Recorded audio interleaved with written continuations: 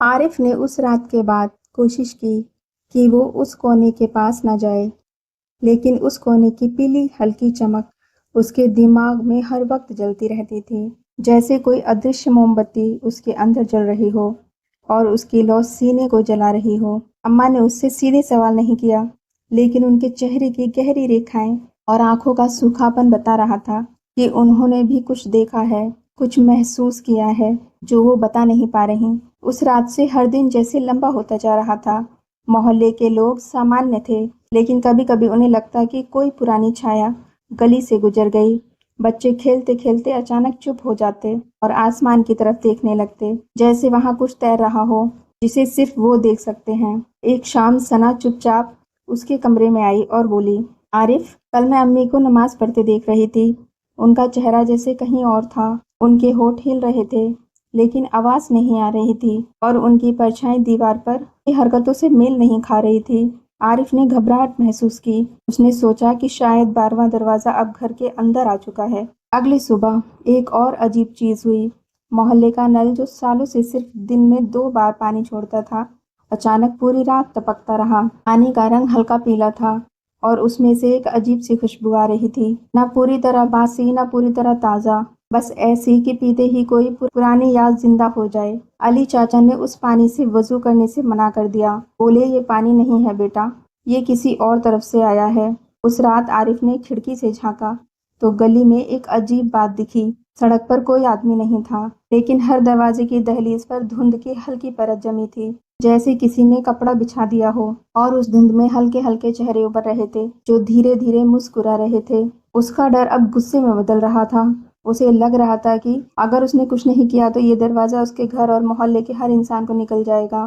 اس نے طے کیا کہ وہ واپس جائے گا، اس بار اکیلا نہیں بلکہ کسی کے ساتھ۔ اس نے علی چاچا سے بات کی، لیکن انہوں نے صاف منع کر دیا۔ میں ایک بار وہاں گیا تھا، 3 دن بنا پرچھائی کے جیا ہوں، پھر سے میں اپنی پرچھائی کو کھو نہیں سکتا۔ تب اس نے طے کیا کہ وہ اکیلا جائے گا، لیکن اس بار جانے سے پہلے کچھ تیاری کرے گا۔ اس نے اپنے کمرے میں ایک پرانا ٹیپ ریکارڈر نکالا جس میں اس کے ابا کی آواز ریکارڈ تھی۔ ایک بار عید پر انہوں نے قوالی گائی تھی اور گھر میں سب سن کر سن رہ گئے تھے۔ اس نے سوچا کہ اگر اندر ابا کا کوئی حصہ زندہ ہے تو اس آواز کو پہچان لے گا۔ رات آئی اور جیسے ہی گھر میں سناٹا چھایا، وہ الماری کے پاس گیا۔ اس بار دروازہ خود نہیں کھلا۔ اس نے دھیرے سے لکڑی پر ہاتھ رکھا تو اس کی ہتھیلی ٹھنڈی ہو گئی اور پھر لکڑی اپنے آپ چٹکنے لگی اور ایک درار بن گئی۔ اس درار کے بیچ سے وہی پیلی دھند نکلنے لگی۔ اس نے گہری سانس لی اور بھیتر قدم رکھ دیا۔ اندر کا درشیہ پہلے سے الگ تھا۔ 12 دروازے اپنی جگہ تھے، لیکن ان کے بیچ کی زمین پر اب پیلی دھند اتنی گاڑھی ہو چکی تھی کہ پیر ڈبونے پر لگتا جیسے پانی میں چل رہے ہوں۔ ہر دروازے کے پیچھے سے ہلکی روشنی نکل رہی تھی اور ہر روشنی میں ایک چہرہ، لیکن اس بار چہرے چپ تھے، ان کی آنکھیں بند تھیں جیسے سو رہے ہوں۔ اس نے 11ویں دروازے کی طرف دیکھا جس پر ابا کا نام تھا۔ دھیرے سے اس نے ریکارڈر آن کیا۔ آواز شروع ہوئی، چٹھی نہ کوئی سندیش، جانے وہ کون سا دیس۔ ابا کی وہی آواز، وہی سر۔ جیسے ہی گانا شروع ہوا، 11ویں دروازے کے پیچھے کا چہرہ ہلا، آنکھیں کھولیں اور سیدھا اس کی طرف دیکھا۔ عارف، وہ آواز اتنی دھیمی تھی کہ لگتا جیسے ہوا میں کھو جائے گی، لیکن اس کے سینے میں جیسے کسی نے پتھر رکھ دیا۔ اس نے ہاتھ بڑھایا، ابا، میں آپ کو لینے آیا ہوں۔ تبھی باقی دروازے کے پیچھے کے چہرے بھی جاگ گئے، ان کے منہ کھل گئے، لیکن کوئی آواز نہیں نکلی، صرف ہوا کا ایک تازہ جھونکا آیا اور 12واں دروازہ اپنے آپ چمکنے لگا اور اس پر اس کا نام پہلے سے بھی گہرا ابھر آیا۔ اچانک دھند میں لہریں اٹھیں اور اس میں سے وہ چہرے نکلنے لگے جن کے منہ سل دیے گئے تھے، آنکھوں کی جگہ گڈھے تھے۔ وہ اس کے چاروں طرف گھومنے لگے، فسفساتے ہوئے، 12واں پورا کرو، 12واں پورا کرو۔ ان کی فسفساہٹ اس کے کانوں میں نہیں، سیدھے اس کے دماغ میں گونج رہی تھی۔ اسے لگا جیسے اس کا سر کٹ جائے گا۔ ابا کا چہرہ دھندلا ہونے لگا، جیسے کوئی اسے کھینچ کر پیچھے لے جا رہا ہو۔ اس نے پوری طاقت سے ہاتھ بڑھایا، لیکن کسی نے اس کی ٹانگ پکڑ لی۔ نیچے دیکھا تو وہ چہرہ تھا جو پچھلے ہفتے گلی میں پانی کے پیلے دھبے میں دکھا تھا، برف جیسا ٹھنڈا، لیکن اس کی پکڑ اتنی مضبوط کہ چھڑانا ناممکن تھا۔ اس نے آخری کوشش کی، ریکارڈر اٹھایا، 12ویں دروازے پر دے مارا۔ دروازہ چٹک گیا اور اندر سے ایک تیز سفید روشنی نکلی۔ جیسے ہی روشنی پھیلی، وہ سارے چہرے چیخنے لگے اور پیچھے ہٹ گئے۔ ابا کا چہرہ بھی دھند سے باہر نکلنے لگا، لیکن تبھی روشنی میں اس نے دیکھا کہ ابا کے پیچھے اس کی امی کھڑی ہے اور ان کے چہرے پر وہی گہری مسکان ہے جو اس نے دھند میں دیکھی تھی۔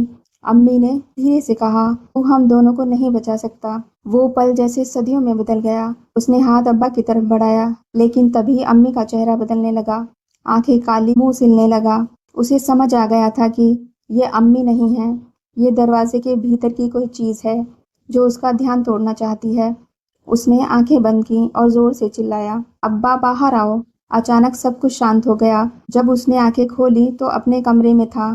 الماری بند تھی، ریکارڈر اس کے ہاتھ میں تھا، لیکن اس میں سے صرف ایک دھیمی سانس لینے کی آواز آ رہی تھی۔ وہ سمجھ گیا کہ یہ سانس ابا کی ہے۔ وہ پوری طرح واپس نہیں آئے، لیکن ان کی روح کا ایک حصہ اس ریکارڈر میں بند گیا ہے۔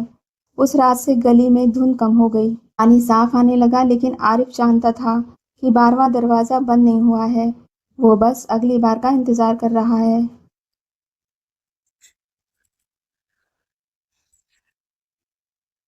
عارف نے کئی دنوں تک اس ریکارڈر کو اپنی الماری میں بند رکھا، پر ہر رات سوتے سمے اسے لگتا تھا کہ الماری کے بھیتر سے بہت ہلکی سی سانس لینے کی آواز آ رہی ہے۔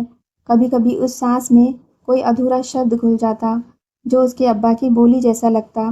ثنا کو اس نے کچھ نہیں بتایا، لیکن امی کی آنکھوں میں جو عجیب سی چمک تھی وہ اب اور گہری ہو گئی تھی، جیسے وہ کسی راز کو جانتی ہوں پر بول نہیں سکتی۔ ایک دن دوپہر کے وقت جب گھر میں باقی سب سو رہے تھے، عارف کو لگا کہ کسی نے اس کے کان میں فسفسایا، "تیرا نام بدل گیا ہے۔" وہ چونک کر اٹھ کر بیٹھا۔ کمرے میں کوئی نہیں تھا۔ اس نے کھڑکی سے جھانکا، محلے کے بچے کھیل رہے تھے اور دور سے ٹھیلے والے کی آواز آ رہی تھی، "گرم سموسے۔" لیکن تبھی اس کی نظر گلی کے کونے پر پڑی۔ دھوپ میں کھڑی ایک پرچھائی جو کسی انسان کی نہیں تھی۔ اس کے ہاتھ بہت لمبے، گھٹنوں سے بھی نیچے تک لٹک رہے تھے اور چہرے کی جگہ صرف ایک کالا دھبا تھا۔ جیسے ہی اس کی نظر اس پر پڑی، وہ پرچھائی دھیرے دھیرے گلیارے کے موڑ کے پیچھے غائب ہو گئی۔ رات کو اس نے ریکارڈر چلایا۔ اس میں سے پہلے تو وہی پرانی قوالی کا ٹکڑا بجا، لیکن بیچ میں اچانک رک کر ایک کرہا جیسی آواز آئی، "12واں۔" عارف کا دل زور سے دھڑکنے لگا۔ اسے لگا یہ ابا کی آواز ہے، بلکہ اس جگہ کا کوئی اور حصہ ہے جو ریکارڈر کے ساتھ آ گیا ہے۔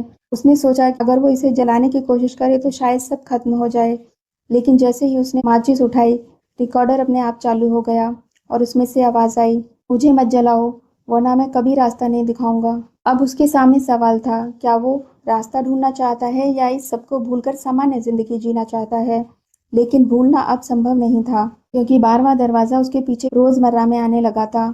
کبھی امی کے بنائے کھانے میں ہلکی سی پیلی راکھ کا ذائقہ، کبھی گلی کے کتوں کا ایک ساتھ چپ چاپ ایک ہی دشا میں دیکھنا، کبھی آدھی رات کو باتھ روم کے شیشے میں اپنے پیچھے ایک اور چہرہ دیکھنا۔ اس نے طے کیا کہ وہ ایک بار پھر اس دروازے کے پاس جائے گا، لیکن اس بار اکیلے نہیں۔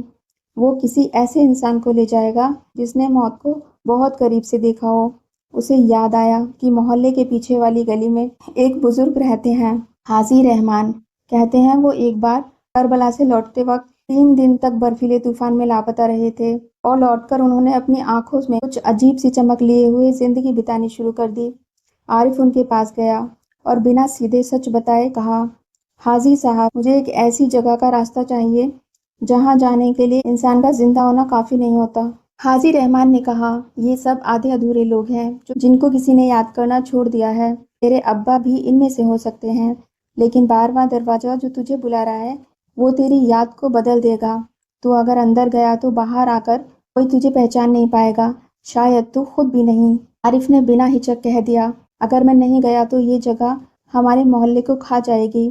میں بدل جاؤں لیکن باقی سب بچ جائیں، سب کی حفاظت کے لیے یہی ٹھیک ہوگا۔" جیسے ہی وہ 12ویں دروازے کے پاس پہنچا، اس نے دیکھا کہ اس پر اب صرف اس کا نام نہیں بلکہ اس کا چہرہ بھی ابھرا ہوا ہے، اور وہ چہرہ مسکرا رہا ہے، جبکہ اصلی چہرہ گمبھیر تھا۔ اس نے دروازہ چھوا اور اندر چلا گیا۔ اندر قدم رکھتے ہی عارف کو لگا جیسے اس نے وقت کو چھو لیا ہو۔ نہ ہوا تھی نہ زمین، بس ایک انتہین اندھیرا، دور دور تک ٹمٹماتی پیلی لو جیسی روشنی۔ ہر روشنی کے پاس کوئی کھڑا تھا، لیکن ان کے چہرے نہیں تھے، صرف کالے خالی دھبے جن سے کسی کے رونے کی آواز آتی تھی۔ اس کے قدم اپنے آپ اس سب سے دور والی لو کی طرف بڑھنے لگے۔ اس کے قدم اپنے آپ اس سب سے دور والی لو کی طرف بڑھنے لگے، वहाँ एक परछाई थी, वो परछाई जिसे वो बचपन से सिर्फ तस्वीरों में देखता आया था। सफेद कुर्ता, आंखों में वही नरमी।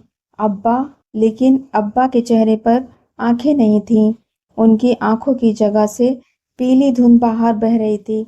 आरिफ का गला सूख गया। उसने कांपते हुए कहा, अब्बा, मैं आपको घर ले जाने आया हूँ। अब्बा के होठ हिले, लेकिन आवाज किसी और की थी, गहरी, ठंडी और एकदम अनजाने। घर, यही मेरा घर है। यहाँ हम सब रहते हैं, जिन्हें दरवाजे ने बुलाया और अब तुझे बुलाया है। आरिफ ने देखा कि पीछे सारे काले चेहरे उसकी तरफ झुक रहे थे। उनकी फुसफुसाहट एक साथ उठी, रुक जा, रुक जा, रुक जा। लेकिन तभी कहीं भीतर से जैसे अम्मी की आवाज आई, तेरे पास एक सांस है बेटा, वही आखिरी है, सोच ले, इसे देनी है। उसने समझ लिया, अगर वो अपनी आखिरी सांस अब्बा को देगा तो अब्बा वापस चले आएंगे, लेकिन खुद वो इस जगह का हिस्सा बन जाएगा हमेशा के लिए। उसने बिना हिचके अपने होठ अब्बा के पास ले जाकर एक लंबी सांस छोड़ी। पीली धुंध उसके शरीर से निकलकर अब्बा में समा गई और पहली बार उसने अब्बा की आंखें देखी, बिल्कुल वैसी जैसी तस्वीर में थीं। अब्बा ने कांपते हुए उसका हाथ पकड़ा, तू? लेकिन शब्द पूरे होने से पहले ही वो पीछे की तरफ खिंच गए और रोशनी की तरफ बढ़ने लगे। आरिफ ने महसूस किया कि उसका अपना शरीर हल्का हो रहा है, जैसे उसमें अब कुछ बचा ही नहीं। उसके पैर जमीन में धंस गए, हाथ धुंध में घुलने लगे। बाकी सारे चेहरे उसकी तरफ झुके और अब उनकी जगह सिर्फ एक ही चेहरा था, उसका खुद का चेहरा, मुस्कुराता हुआ, आंखों में अनंत सन्नाटा लिए। अगली सुबह मोहल्ले में चर्चा थी कि हिना ने दरवाजे के पास अपने अब्बा को खड़ा देखा है। अम्मी बस चुपचाप दरवाजे के कोने में रखी अलमारी पर मोटा कपड़ा डाल रही थीं। कपड़े के नीचे से एक हल्की फुसफुसाहट आई, 12वां पूरा हुआ, अब 13वां आएगा। अगर आपको ये कहानी पसंद आई तो चैनल को सब्सक्राइब करें, पोशीदा मोहब्बत, और वीडियो को ज़्यादा से ज़्यादा लाइक करें, शेयर करें।